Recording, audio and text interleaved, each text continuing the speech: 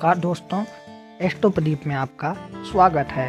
साधकों, रुद्राभिषेक अर्थात रुद्र का अभिषेक करना यानी कि शिवलिंग पर रुद्र मंत्रों के द्वारा अभिषेक करना जैसे वेदों में वर्णित है।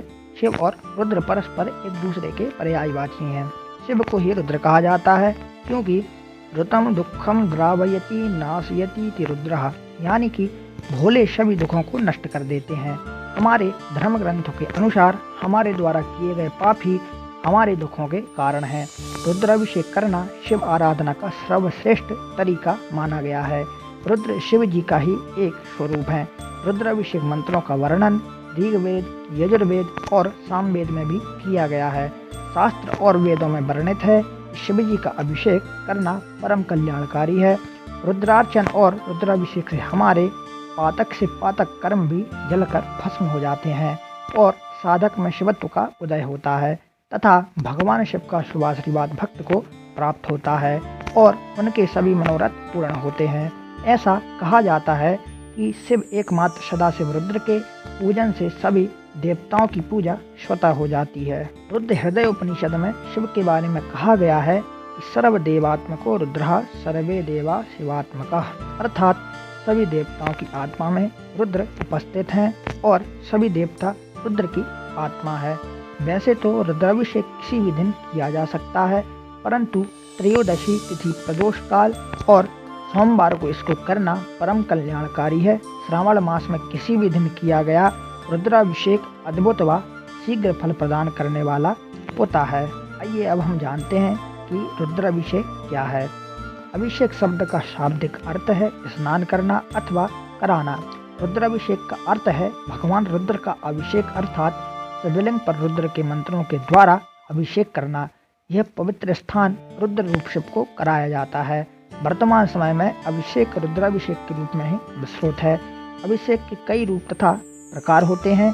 शिव जी को प्रसन्न करने का सबसे श्रेष्ठ तरीका है रुद्राभिषेक करना अथवा श्रेष्ठ ब्राह्मण विद्वानों के द्वारा कराना। वैसे भी अपनी जटा में गंगा को धारण करने से भगवान शिव को जलधारा प्रिय माना गया है। आइए अब हम जानते हैं रुद्राभिषेक क्यों किया जाता है। रुद्रष्ट अध्याय के अनुसार शिव ही रुद्र हैं और रुद्र ही शिव हैं।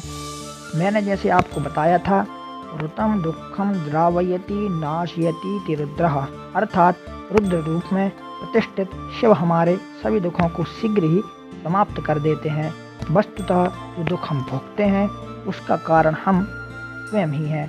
हमारे द्वारा जाने अनजाने में किए गए प्रकृति विरुद्ध आचरण के परिणाम स्वरूप ही हम दुख भोगते हैं। साधकों, पूरा संसार अपितु पाताल से लेकर मोक्ष तक जिस अक्षर की सीमा नहीं, ब्रह्मा आदि देवता भी जिस अक्षर का सार ना पा सके, उस आदि अनादि से रहित निर्गुण स्वरूप ओम के स्वरूप में विराजमान जो आदित्य शक्ति भूत भावन कालों के भी काल गंगाधर भगवान महादेव को प्रणाम करते हैं।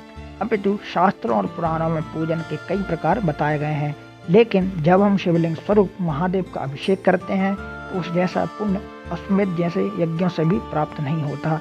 स्वयं सृष्टिकर्ता ब्रह्मा ने भी कहा है कि जब हम अभिषेक करते हैं तो स्वयं महादेव साक्षात उस अभिषेक को ग्रहण करने लगते हैं।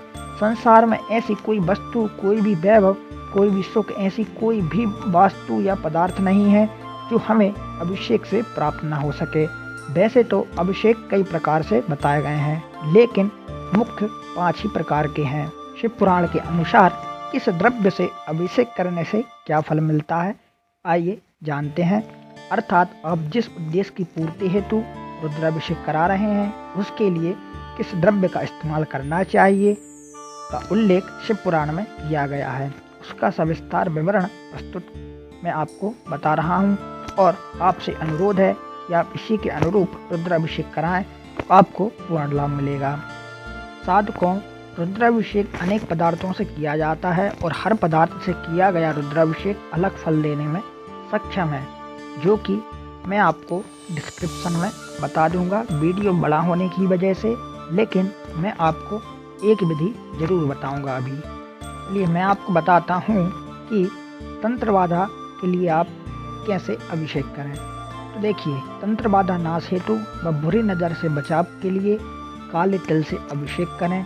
जिसके लिए सर्वप्रथम भगवान शिव के नीलवर्ण स्वरूप का मानसिक ध्यान करें। तांबे के पात्र में काले तिल भरकर पात्र को चारों ओर से कुमकुम का तिलक करें। ओम कालेश्वराय नमः का जाप करें। करते हुए पात्र पर मौली बांधे पंचाक्षरी मंत्र ओम नमः शिवाय का जाप करते हुए फूलों की कुछ पंखुड़ियां अर्पित करें। शिवलिंग पर काले तिल की धार बनाते हुए रुद्राभिषेक करें। अभिषेक करते हुए ओम छौं रोम हुम शिवाय नमः का जाप करें। शिवलिंग को साफ जल से धोकर वस्त्र से अच्छी तरह से पोंछकर साफ करें।